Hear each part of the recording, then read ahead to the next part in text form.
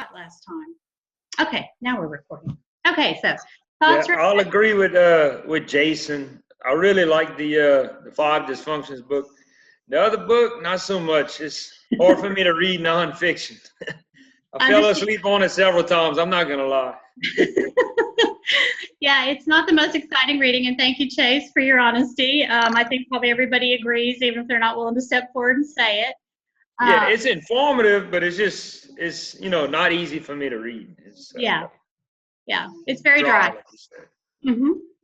Yeah, and quite honestly, I think the Five Dysfunctions book is almost like the application of what schools as a professional learning community is teaching you. So, muddle through it best you can. I'm not going to quiz you too much on it. I just want you to get the gist of what the research says and the processes and those kind of things. Okay? Right. Well, what I liked about the five dysfunctions of a team was I can actually picture someone in a team in every personality fit, and I'm identifying with each of those people on a personal level. So how am I going to interact with those people on a team? It really hit home. Oh, that's awesome. And I think that's a great application because you're right. The authors of the book did a good job of describing probably everyone we deal with on a regular basis. And so, yeah, looking at how Catherine and the team and the processes she used to deal with those difficult and challenging people sometimes is really helpful. Great. Thanks, Melanie. Who else?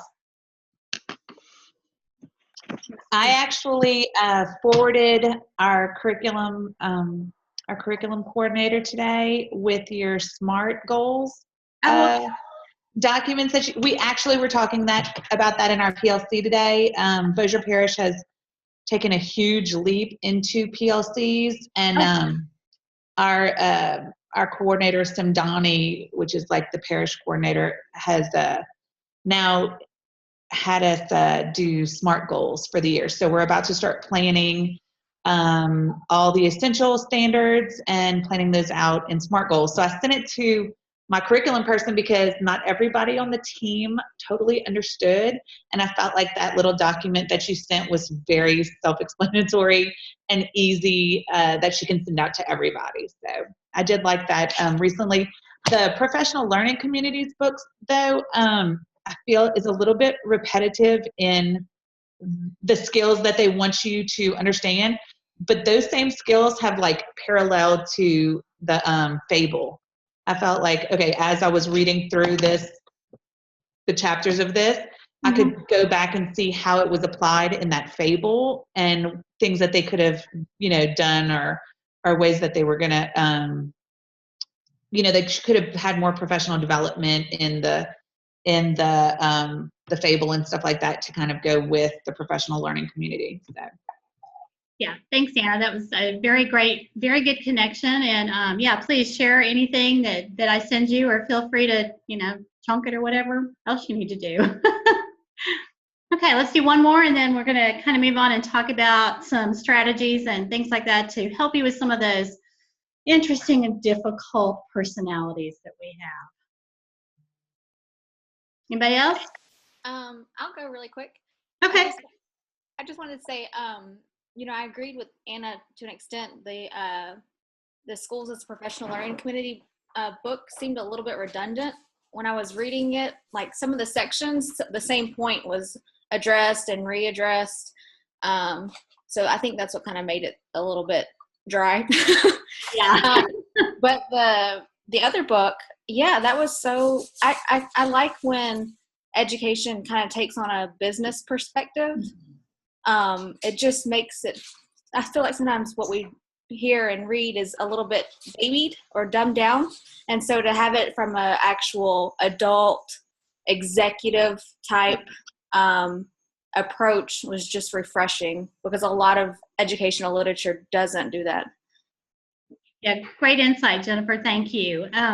Yeah, in fact, another one of my favorite books that, is from a business model, and you guys may have heard of it or read it before, but, Don't Move My Cheese is one. There's several others that, in fact, Dr. Perry and I were talking, I think we're going to put together just sort of a books you should know about, Mhm. if you're going to end up with a master's degree in education. But yeah, we can learn a whole lot, from the business community. Now, I'm also, somewhat critical of them because, I lived through the Ross Perot era and state accountability that started with George W. Bush in Texas. And then, we've all dealt with, No Child Left Behind, et cetera. But that doesn't mean we can't learn some systems, and some other ways to communicate and work with each other from the business perspective. So great, thank you. Well, tonight I want to talk to you a little bit about dealing with those difficult team members because, trust me, I've had a few in my lifetime. Probably my favorite one, I'll just call him Bob for now. But Bob was one of those people who was extremely good at his content. He knew his content probably better than anybody else. In fact, he had a PhD in microbiology and was teaching biology to high school students. So, no one questioned his knowledge level. But he was so contrary and difficult, nobody wanted to work with him. None of the other teachers, the students would, just beg me to take him out of their class. He wouldn't meet with me at all unless he had his attorney present. So, yeah, as you can imagine, he was one of those difficult team members. And I'll come back to Bob here in a little bit. But, guys, we've talked a lot about why PLCs are important, that we should do them and all that. But, managing those difficult people that can or may make up a part of your team is something that's really hard. So you have to get used to the idea that conflict, especially when you're doing something new and different, is normal. And it is to be expected. We in education, we really try to, we want everybody to be happy and we don't call each other out. And, that's one thing that business does a little bit better than we do, quite frankly. But, you do have to get used to the idea that you're going to go through. And if you're familiar with the process of change or the change cycle, when you try something new and different or you make a big change, you're going to start off with a lot of conflict. And there's going to be that storming period where everybody's going to try to bring forth their own agenda. They're going to try to influence others. And then thankfully, after you get through that part, you'll go into that norming and then the forming stage, and then eventually it'll start working. But I also know in education, kids matter every single day. And in an ideal world, we would take 2 to 3 years to really go through the change process and form these really highly effective PLCs. But in the meantime, we've got kids who need our time and our attention, and we need to be helping them to achieve. So 3 years isn't really realistic. So we've got to move through pretty quickly. Also, when there is conflict, it's not ever a simple solution. A lot of times people may tell us that, gosh, I'm really upset about X, Y, and Z. But in reality, it's something completely different.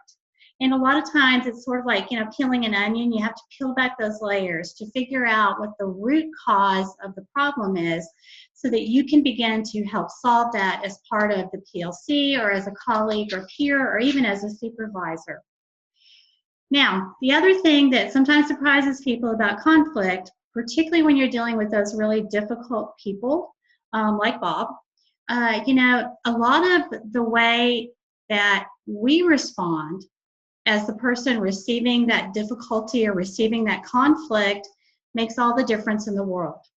So, for example, as somebody I'm reading along the side here, how did Bob afford an attorney? He actually had been in private business before he came into education and had made a whole lot of money. So when he sold his business, that's how he kept an attorney. The previous principal wouldn't meet with him unless his attorney was available. Well, I didn't do that. I chose not to. I'm not afraid of an attorney. I'm not doing anything that I shouldn't be, and talking to a teacher about their performance is part of my job. And so instead of it becoming very confrontational about what my attorney said and my attorney said on the other side and back and forth, the way that I chose to respond made a huge difference, particularly with Bob. In fact, believe it or not, after I left the school, he and I ended up being friends, which, was surprising, I think, to both of us.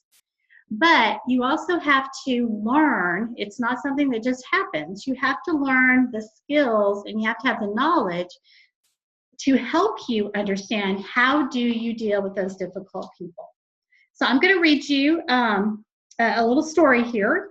So several years ago, while I was attending a personality typing conference, those are fun, by the way, one of the topics was on attachment and how subconsciously we hold on to things, people, ideas, and more. I'm sure you've seen that. I think Anna was talking about that Bozier's moving really far, quickly into PLCs, and it's really a critical part of the work that they're doing. And some people are going to hold on to those old ideas. So the next day, I thought about the fact that I always sat in the same spot. This time, though, I decided that I would change things up, and I purposely sat in a different location. Now, you know how if you do that in church and you sit in the wrong pew, it can be a real issue. Well, this became one. Within a few minutes, a woman came up and declared, not very nicely, I might add, "That's my chair." So instead of stopping to think about how I should respond, I let my emotions take over.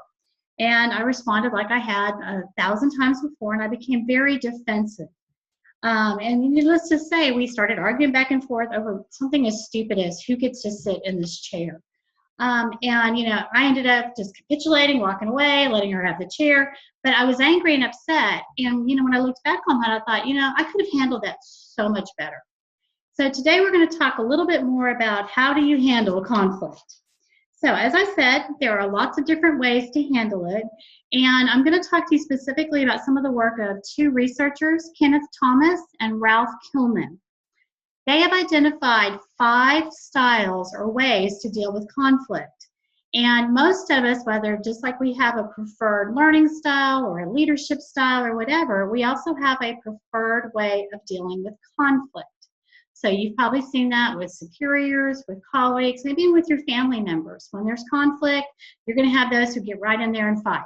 You're going to have those people who just shy away and will say anything to avoid the conflict. There's a lot of different ways it can be handled. But if you learn how to use multiple ways to resolve conflict and then match those ways with the type of conflict that's occurring, you'll find that you're going to be much more successful. So here are the 5 conflict resolution styles. Okay, the first one is competing. Obviously, the goal is to win. Collaborating. So think win-win solutions from Stephen Covey. Compromising. So that's where both people kind of give a little bit and you find the middle ground. Avoiding. So, sometimes it is appropriate to avoid a conflict. So the goal is to delay. And then accommodating, and that is I'm just going to yield what I'm thinking or feeling or whatever and let you basically, have your way in this instance. So again, it's competing, collaborating, compromising, avoiding, and accommodating. And I put all this in a presentation I'll be sure and post for you guys too. So if you're thinking about how do I manage conflict, the first thing you want to do is assess the situation. So you have to ask yourself, for whoever it is you're dealing with that's causing issues or problems, what need or desire of theirs is not being met. So one of the things that I finally figured out about Bob through meeting with him for a number of times was that he felt like he was underappreciated and undervalued on the faculty. He had been previously a teacher of the year for the school. He had all this great content knowledge, and he felt like nobody would listen to him, even though he had this great expertise. And that was a real key learning for me. So sometimes you have to just sit back and listen, just like Catherine did, how she kind of sat back and watched and just talked, very informally to people, etc. That's how you begin to assess the situation and get to know what other people are wanting to do and what need or desire for them is not being met. You also have to understand that you own 100% of your contribution to the situation at hand. So no matter what, and I've dealt with some crazy parents over the years, some really difficult students, and I no matter how angry I would get, because sometimes people would say the most, I'm sure you can't imagine this, horrendous things to me, about my family, about my person, whatever. I had to remain in control. In fact, I used to have a supervisor whose favorite saying was, in any given situation, we hope there's at least one adult in the room, and we're happiest when it's the teacher. If you've dealt with kids for very long, there's kids that can just push your buttons. But you have to really wrap your head around the fact that you own the situation, not the other person, even if they, act like they do. Also, you have to choose how you want to respond and then take action and make sure that you seek resolution. So, how do you know what to do when? Okay, so when do you use the competing mode? Sometimes you need just a quick win. So that's if you need to take quick action, okay? So, for example, I'm not going to call on my PLC if the building's on fire and we need to evacuate. I mean, that's kind of an obvious example, but I'm going to take quick action. If you know that it's coming down from on high, that from now on, every Tuesday, teachers will be required to work an extra 45 minutes with no additional pay. And by the way, that was a real thing I had to sell in Dallas ISD. So it was an unpopular decision. So unfortunately, I had to go into that competing mode, because it wasn't negotiable. You could gripe and complain all you wanted, but this was coming from our school board, and you had to do it. And also, too, you want to go into that competing mode if you're standing up for something that you really believe in. So, for example, if you've got a student who has traditionally been underperforming, but you see some spark of something in them, but everybody else on the team wants to fail them and retain them and, do whatever, but you feel absolutely at your core that the right thing to do is to support the student, that's another time you might want to go into competing mode. Okay? Kind of make sense? Now, the collaborating mode. Okay, this is when, like I said, remember, think win-win. That's when you want to integrate solutions, you want to learn, and you want to merge perspectives. I hope that most of the time, any PLC that you're in the collaboration mode, as opposed to competing. The compromising mode is what you need to resolve issues that are only moderately important. In fact, I used to coach principals sometimes that, if it really wasn't that important, I used to ask them all the time, is that the hill you want to die on? Because if it's not that important, let your teachers or let your parents or let the community, whoever it is you're dealing with, let them have those wins every once in a while. You're going to reach resolution. It's an equal power and equal commitment. And it does help you to create sometimes those temporary solutions. Now, the avoiding mode. A lot of us like that mode and will resort to it naturally, but you should only use it when you need to leave unimportant issues alone. So, for example, I had a parent when I'm an assistant superintendent in Dallas, and I swear she had me on speed dial. I would get 40 to 50 emails a day from her. And if something happened to her precious child at school, and by the way, I loved her child, I just didn't like the mom very much, she would call me nonstop. I learned pretty quickly that if I just left it alone and I avoided her, and then I'd call her back 2 or 3 days later, 9 times out of 10, whatever the issue was had been resolved. Now, and I think she kind of figured that out, and she stopped calling me quite as often. You also want to do that when you just need to reduce tension, if you need to buy some time. I also, as a principal and even as a teacher, when I would meet with an upset parent, I would usually not make a decision right then and there. I would say, you know what, let me have some time to think about this or to research it or to check the policy or to regrade it or whatever, and I will get back with you. And that allowed me some time to really process, and I wasn't pushed into a corner with decisions. Also, if you want to really see the issues and you start to realize that they're more symptoms than they are actually the issues. Like I said, Bob would be very contrary about everything with me at first until I realized that he just felt like he didn't have a say. So I started using a lot of that avoiding with him. And then last but not least is the accommodating mode. That's used when you need to show reasonableness, if you're trying to develop people, create goodwill, if you just want to keep the peace. Like I said, sometimes it's okay just to be very, very accommodating to others. And if you need to maintain perspective as well. Okay? So, now that we know that there are 5 different ways, how do you think, and I want you guys to weigh in, how do you think that you can tell what kind of mode somebody is approaching you with?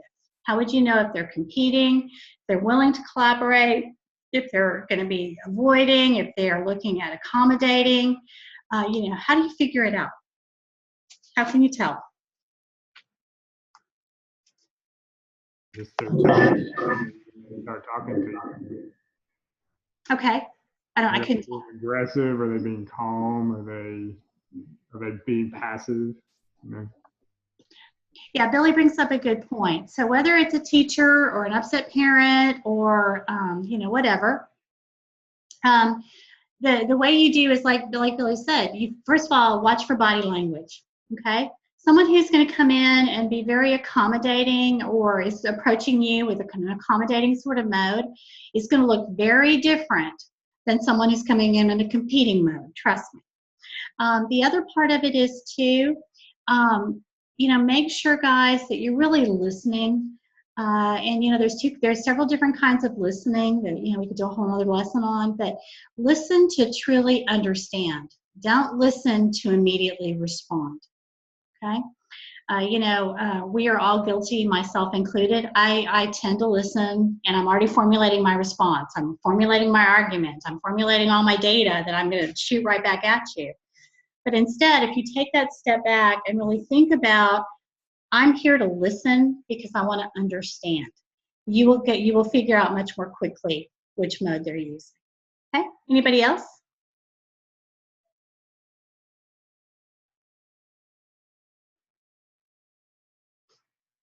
Okay, well, I'll give you some think time while you're doing that. The modes, resolution method, somebody asked, they're very much like the personality types. Absolutely. So people who are blue tend to be much more willing, they'll do more accommodating. People who are gold tend to compete. It's about winning. So yeah. Also somebody said facial expressions. Good. I think, can you hear me okay? Yeah, Jason, go ahead. I think it has a lot to do too, whether you know that person or not and what your history with them's been. You kind of blew my mind a while ago when you said you received 30 or 40 emails a day from this lady. I mean, if the phone rang and I knew it was her, I would probably be a lot more prone to bark back at her if I knew it was her, as opposed to somebody that you only deal with maybe once or twice a year. So probably your history with them has a lot to do with it as well. Yeah, absolutely. And that can be a good thing, and it can also be a bad thing. Because some people are going to pull up old history that's already been resolved and everybody's moved on, whereas other people are going to live in the now and in the present. But absolutely, prior relationships and knowledge of them is really important. Okay. I've had a parent come in where they were actually in my doorway at least 2 or 3 times a week. And it's more or less of one of those situations you tell them what they want to hear. They weren't coming for an actual reason. They were just coming to show up. But it got to where it was like, okay, I have to stop and appease and then go back to teaching. So it became a real obstacle, but it's the parents. So what are you going to say? You have to appease them. Yes and no. I'm going to push back a little bit, Melanie. First of all, I'm disappointed that your principal didn't take care of that because as a principal, I didn't allow parents just to pop in and show up like that. But I think what I would want to say to that parent is, I really appreciate the fact that you care deeply about your child's education and that you come up here. But when you come up here, it takes my attention away from all of the students. So, let's figure out if there's maybe a set time you can come or another way that we can communicate, or if you want to be here, here's all these great projects, Mom. Let's get you on the volunteer list. And, you can start doing my bulletin boards or something like that. That's kind of how I turned it around. If you're going to be here, let's put you to work. Yes, ma'am. Yeah, I always found that was one of my best tactics when parents especially would come in and try to tell me how to run the school. I'd say, great, those are great ideas. Can I put you in charge of that? And it's funny how many of them I never heard from again. So absolutely. Okay. So guys, tell me, how rampant or not do you think conflict is in the schools?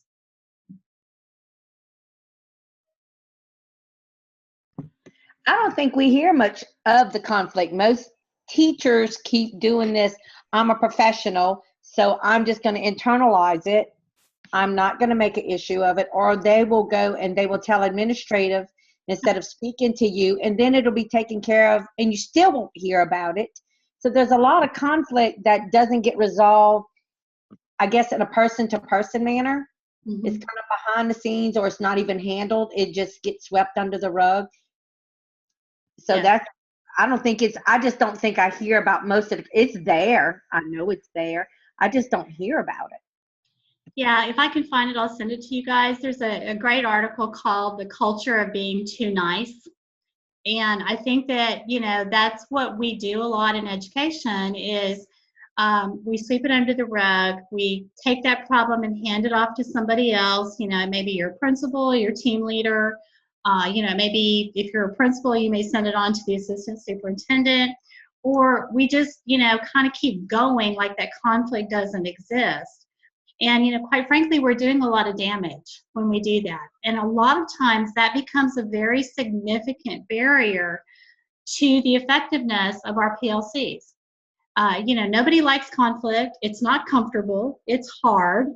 But if you actually face the problem and, you feel equipped to deal with it and get the problem out there in the open, you'd be amazed at what a difference it can make. And I've seen teams that have gone from pretty dysfunctional until they actually just spent some time really addressing the conflicts and the issues that nobody would talk about. It was all the things that were unsaid, but everybody kind of knew. And, they laid it out on the table and found a way to work through it. I wish I could give you a magic formula or a magic bullet, but there's not one because it's going to vary and it's going to depend on some of the things you guys have talked about, personalities. What's the history? What are those pieces that people feel like are being ignored? What need do they have that nobody's paying attention to? So, if you're in a role as a member of a PLC or if you're leading a PLC, I would really encourage you to have that courageous leadership and step forward and say, look, let's deal with these problems. Let's get them out there. Let's resolve them. Let's move on once we do that. And I think you'll be amazed at how far you can get.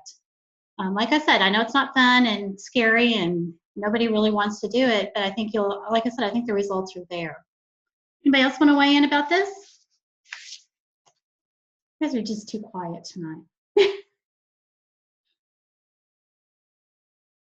Okay, I'm going to read you a quote that I think kind of is appropriate. So this is from Kenneth Cloak and Joan Goldsmith. So every conflict we face in life is rich with positive and negative potential. I bet none of you ever thought about positive potential in conflict. It can be a source of inspiration, enlightenment, learning, transformation, and growth. Or it can bring rage, fear, shame, entrapment, and resistance.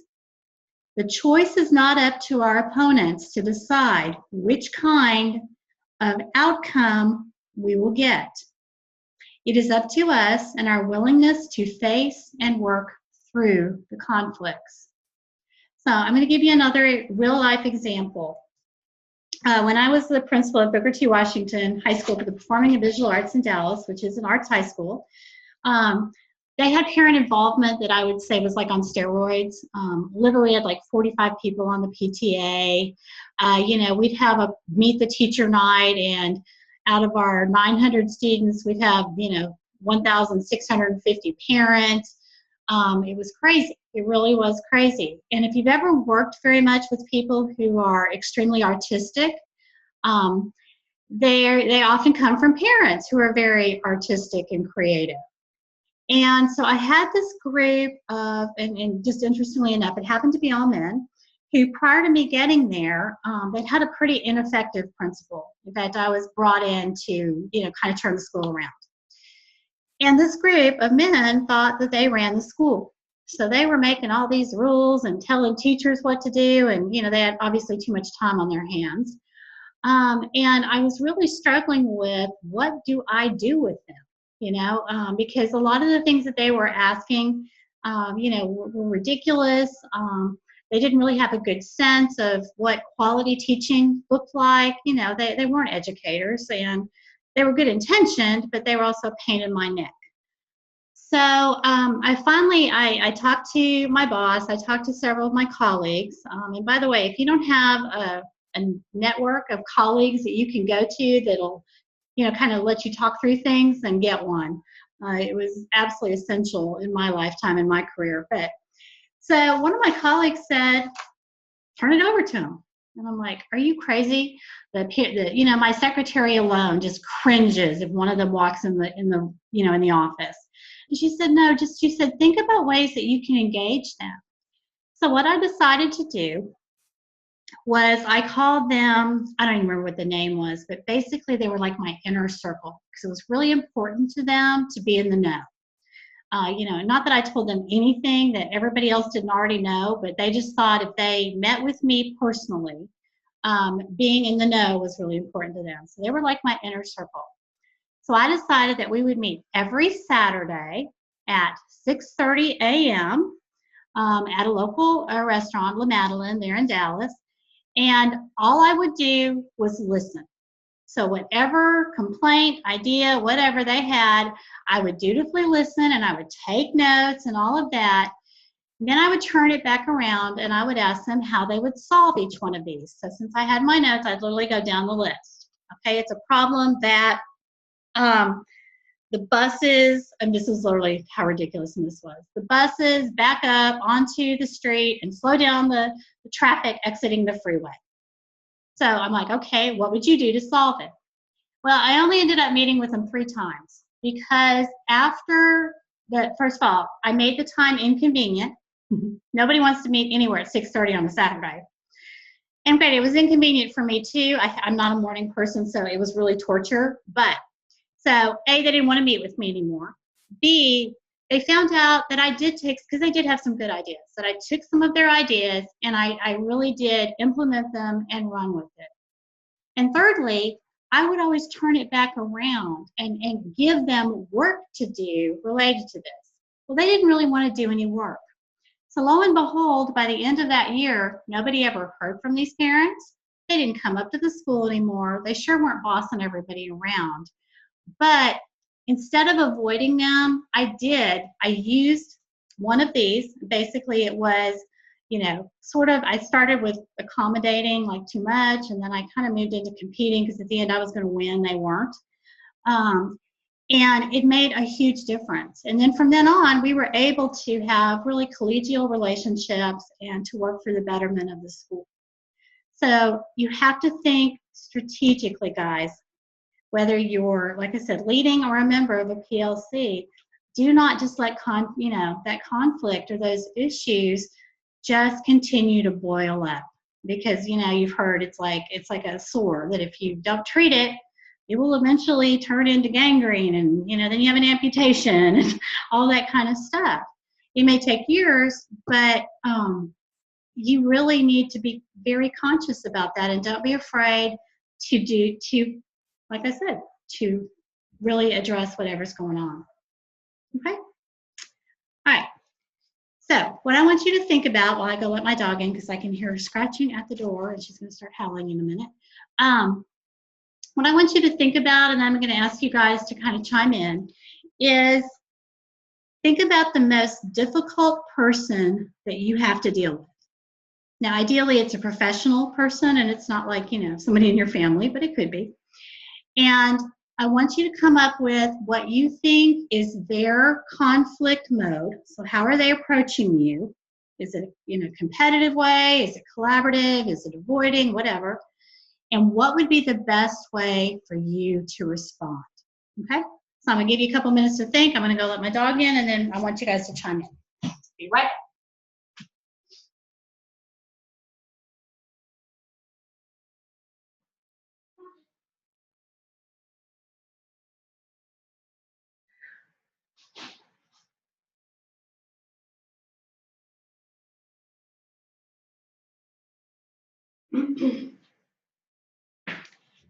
Okay. So describe that difficult challenging person and what mode they're coming towards you at. And like I said, we're not going to judge you. There's no, there's no right or wrong answer. How do you think they're coming at you? And then how are you going to respond?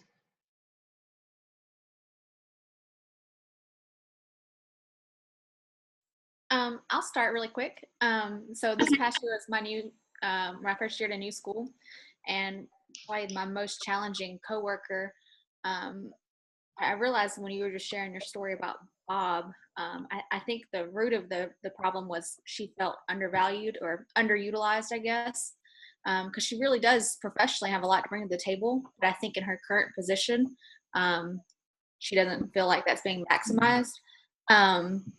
But when thinking about her, I think because she felt that way, she was very competitive. She had that competing mentality because she really does know a lot and, wanted to share what she knows and to feel valued. And then the Southern girl in me comes out and is very conflict avoidance. Let's keep the peace.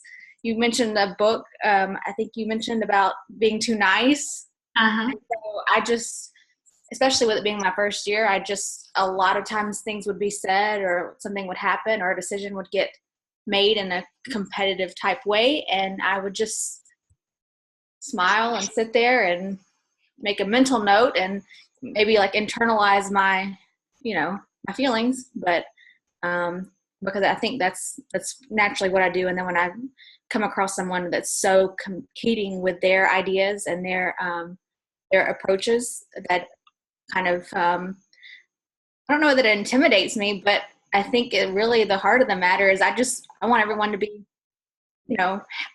happy and there to be harmony and everyone to get along and we all sing Kumbaya together. But and you'll get there. So knowing, it sounds like you've kind of come to a conclusion about the root issue with your colleagues. So what are you going to do this year? How are you going to approach that? Well, I feel just more mindful about these things than I used to.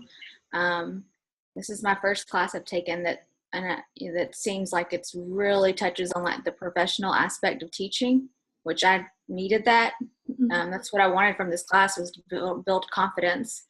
Not in how to teach, but in how to relate and connect to other people on a professional level. So, I think just being less, having that attitude that's less, all about avoidance, just to keep the harmony. Working more collaboratively and being more forthcoming with my ideas and when someone approaches me, like this coworker that has that, competitive, competing method of managing things, I understand that's who she is, and I can be more strategic about how I relate to her. Yeah, excellent, Jennifer. And spend some more time thinking about it, as well. I mean, I think you're off to a great start. You've got certainly the right mindset, and I think you're going to do great with her. You may want to find a way, because she is an expert and has, all this knowledge too, to let her use that, whether it's, ask her, oh gosh, you know more about, I don't know, mitosis than anybody else in our department. So would you mind doing a 10 or 15 minute presentation on the critical things students need to know about mitosis, in our next PLC? That's what we ended up doing with Bob, and it was amazing how quickly he turned around, because he was like, oh, me? Really? Yeah, I really want you to do this, because he did know more than anybody.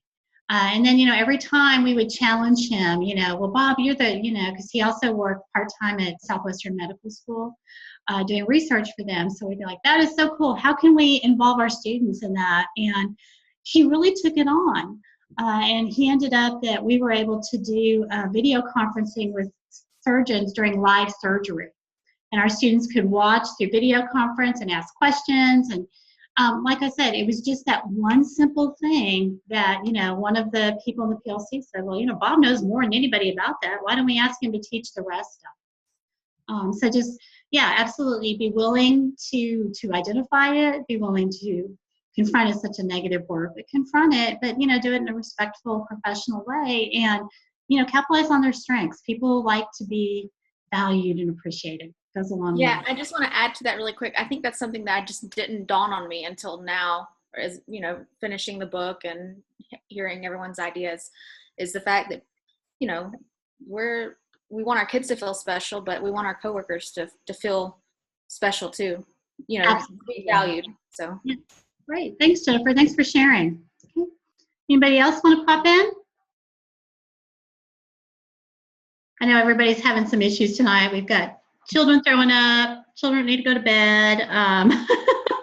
Okay, I'll chat a little bit about, I know I've talked to y'all already about my PLC group, my grade level group from last year, and I know it wasn't a great year, but my group this year is absolutely amazing, and we all seem to, because it's all 4 new teachers to our school, and we all seem to work well together. And I think the major difference, which is totally crazy to me because we're all in education, is that we all have our end goal for our kids to do their very best in mind. And I feel like the ones that we always had problems with, specifically, there was a 5th grade teacher who was just, I would say, a B word, and mean, and not great to her kids, and totally killed self-esteem of some of these kids. I think with her, that was my main thing too, why we kind of butt heads with each other, was because that wasn't her goal. Hers was like, how am I going to get out of duty today? Like, let's push it on the SPED teacher, or something like that, where I'm like, okay, my SPED teacher I need because she can do remediation with my kids during recess while I'm doing the duty that I'm assigned. So in some instances, I feel like the people in the PLC group that seems to be the one that makes the most disruption is the one whose end goal is not the betterment of the kids, which is ultimately horrible. Yeah. So, looking back on that and kind of knowing what you do now, not that, we have given you all the answers and the magic bullet, but what would you do now if you were faced with that situation again? Would you do anything differently? I don't know. We've discussed with administration, and they moved a teacher around into another grade, and I'm not sure that is the answer, but she was moved to a grade that is pretty amazing, Heather Hickman. And they are pretty much going to be that group who says, you're not doing your job, so you need to, because they are that tight. Okay. And so I feel like this person ultimately, if they don't get on board with this team, they'll eventually leave. And that isn't a sad situation. But the scores went down for this teacher's scores. I had the kids the year before, and they were all advanced in masteries, and that didn't happen last year as 5th grade. Their self-esteem went down. So if everybody, and this 1st grade team is like rock solid. They're what like all of us strive to be. So she's moved there, and I'm hoping that she'll get back to the meaning of why we teach in the first place, which are for these kids. Yeah, and let's assume worst case scenario that Anna, she was back on your team. One of the things I would suggest when you've got that, really negative, not in it for the right reasons person, is start with the data. I don't know if your district requires data walls or whatever, but we went to complete data transparency. So we would post in our data room every teacher's data by name, and we would highlight it. And so it was like the green superstars and all that, and then we would show the reds. And some of those teachers who were obviously had the lowest data, were upset that we did that. But the response is the data doesn't lie. And if we're here for kids, and you're more interested in your own personal gain, not doing duty or whatever, then maybe this isn't the right school for you anymore. And it's just, it's hard because, you know, we've all experienced that you're friends with somebody, then you maybe find out a year or two later that they're really not that great of a teacher. You know, so it's hard to separate out friendship and relationships. But guys, don't forget the power of using data in your PLCs. Really, really critical, powerful, and the numbers don't lie. You know, you can't hide behind them. And, you know, and part of it too can be that part of the role of our PLC is to help get everybody's numbers up to mastery and advanced. So no student is falling behind at all. So absolutely. Okay. Anybody else want to share?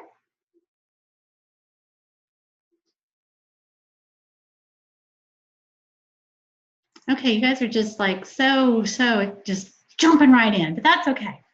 All right, so we'll close it out. Just a couple of things too. I'm gonna post this article. You know, guys, please don't think you have to read everything I post, but you know, I'm one of those people that I love tools and resources. So that's hopefully what I'm helping you to develop, is that professional library, you know, for yourselves that you can always go back to on in the future. I know I still go back to things that I used in graduate school 1,000 years ago. But one of my favorite researchers is Lynn Resnick. She's with the University of Pittsburgh, and she has developed something called the Principles of Learning. And it's a process that really, I think some of her tools are terrific to use in a PLC. So I'm going to send you this, but just a couple of them that she talks about is, it really, to me, this revolutionizes what happens in schools. So one of her favorite things is called a learning walk.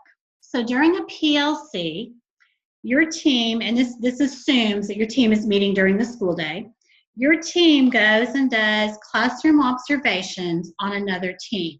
Okay, so like if you're the first grade PLC, you might go look at the kinder teachers. Now, you're not in there to evaluate. In fact, the only things you write down, and it's just to jog your memory, are, here's what I observed. So I saw the students sitting at their tables, they're, you know, working in centers, the teacher is rotating, etc. Then you write down what are called wonderings.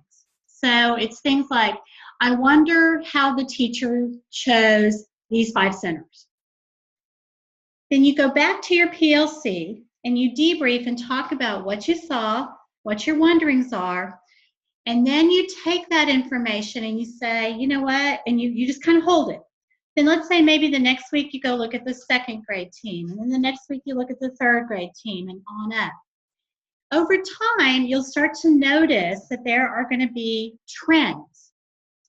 So for example, when I did this with my school, one of the things my teachers brought out was like, we don't teach vocabulary. And when we do teach it, we teach it badly. You know, we were giving here's your 10 words at the beginning of the week, you will define them, use them in a sentence, and then you're going to be quizzed over them on Friday. Well, that's not the most effective way, I hope we all know that, to teach vocabulary. So that becomes the core of professional development. So instead of it being, this is the flavor of the month, or this is my principal's favorite topic, or, you know, central administration said thou shalt do this, it really is anecdotal data, observations about practice driving your professional development. Very simple, not hard to do, but it was really, really powerful. Now, there were some challenges. You know, not everybody likes teachers coming in their classroom. But again, we made such a point about, you know, we'll give you what we wrote because it's just questions. It's, you know, we're just wondering about, you know, whatever.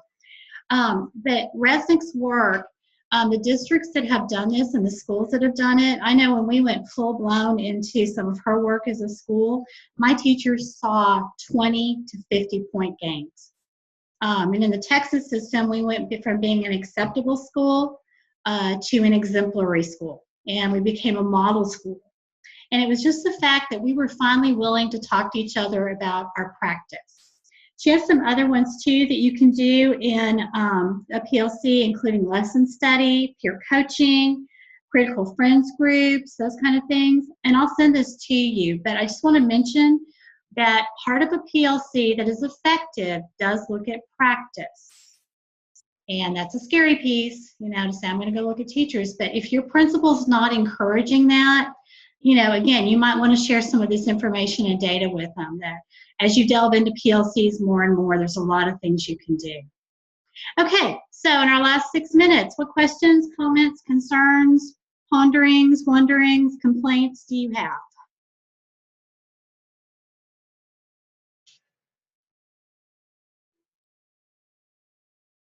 Okay, seriously, no questions? I'm such a fabulous teacher, right? I had a question about grades. Yeah.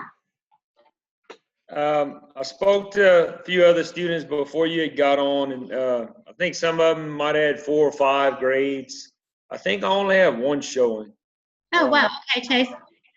Because Moodle hates me, it doesn't always record. So yeah, I'll double check. I'm going to work some more on grading tonight and tomorrow, so I hope to get caught up. So if you don't see something by the end of the week, just email me personally, guys, and I'll go in and see, because especially like the first assignments, if you didn't submit them in Moodle, which is fine, when I tried to record the grade, like today I looked right before we got on, and some of those grades I know I recorded because I keep a separate log, had disappeared. I have no idea why. So just let me know. Okay. Okay. Thanks. Yeah. Also, I was looking on Moodle earlier whenever you were talking about the spelling errors, just to see if it was mine. And then when I clicked on them, it shows, I've never used Turnitin for any of the other classes before, so I don't know if that's different, but it's saying that you need to resubmit. So I don't know if you saw it on the due date as submitted, or if it just shows me resubmit right now just because. I don't know. And Yeah, same happened to me. Okay. Yeah, I see the original submit date, and then you're welcome to do, because I've got it set right now where you can do up to, I think it's 3 resubmissions with no penalty. So, and if you need to do a 4th one, just let me know. Well, this one I clicked submit, and it saved it as a draft and never submitted it. So now it says I was like a day and so many hours late. But Right, that was mine too. I sent you an email just to let you know it was turned in on time. It's just we didn't have that in the last 2 classes I was in. So literally, like when you pressed it, it was just in. It would submit, yeah. Okay, yeah, Turnitin is new. LSUS just bought this, great tool that apparently is not working exactly right. So my suggestion is, before you submit, do Turnitin, and then make any corrections or whatever that it's guiding you to, and then save it again, and then submit through Moodle. That way we can make sure that we're not losing it. Okay. Yeah, I resubmitted them all again, so just make sure that you have all of them, I guess, on your end. I had sent you an email too earlier, so. Okay. Yeah, and guys, I'm not, like I said, I'm not getting, because we've had issues with Moodle, mostly my issues, not yours. And it sounds like Turnitin too. I'm not going to penalize you if you're turning things in late, unless it just gets to be, like a huge issue kind of thing. But if it is, I'm going to call you or email you and just say, hey, what's going on? So yeah, when you go in, you're going to log into Turnitin.com. You submit your paper. It'll give you feedback, including how much plagiarism they think it is. I'm reading a question here. As well as it'll do the spelling, grammar, usage mechanics. So you can look at that and revise, and then I would just save that revision and then submit it directly through Moodle. Don't try to submit it again through Turnitin, because it doesn't sound like it's working. Okay. I've noticed on the Turnitin that if there's a direct quote, even if it's cited, it still kind of looks at it as if it's plagiarism.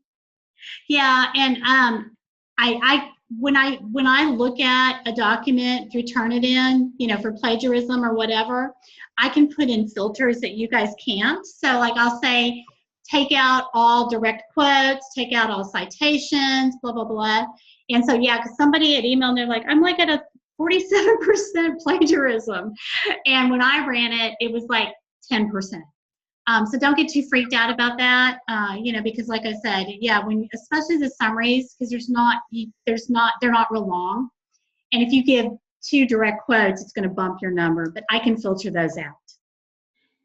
Our school is looking at Moodle to add an added help for the students. Your Really? recommendation is? We implemented fully for students Blackboard, and then we switched over to Moodle. Moodle is a little bit easier to use, and I worked primarily with teenagers, and they had no problems. The teachers and I had some issues, but the kid, in fact, we literally would be like, "How do you fix this?" And some kid would come show us. Okay. It's like a cell phone. Give it to a kid.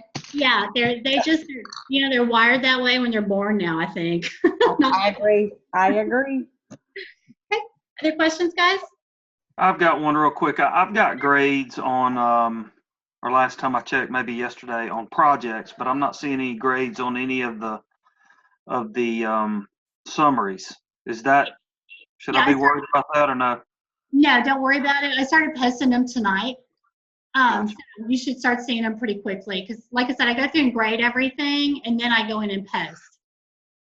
So you should see everything. Like I said, if you don't see a bunch of grades for pretty much everything by the end of the week, just let me know. But I promise you, I don't see anybody in danger of failing at this point. I think we'll be mostly A's and B's. Maybe not even very many B's. Because you guys are doing it. Just like I said, I just remember to proofread and edit before you submit, and you'll be fine. Okay. Anything else, guys? Well, enjoy the rest of your evening, and we'll see you guys again next week. And I'm hoping to get stuff for Module 5 posted for you guys again by Thursday or Friday, so you have a little bit of extra time. All righty? Have a great one. Thanks, guys. Bye.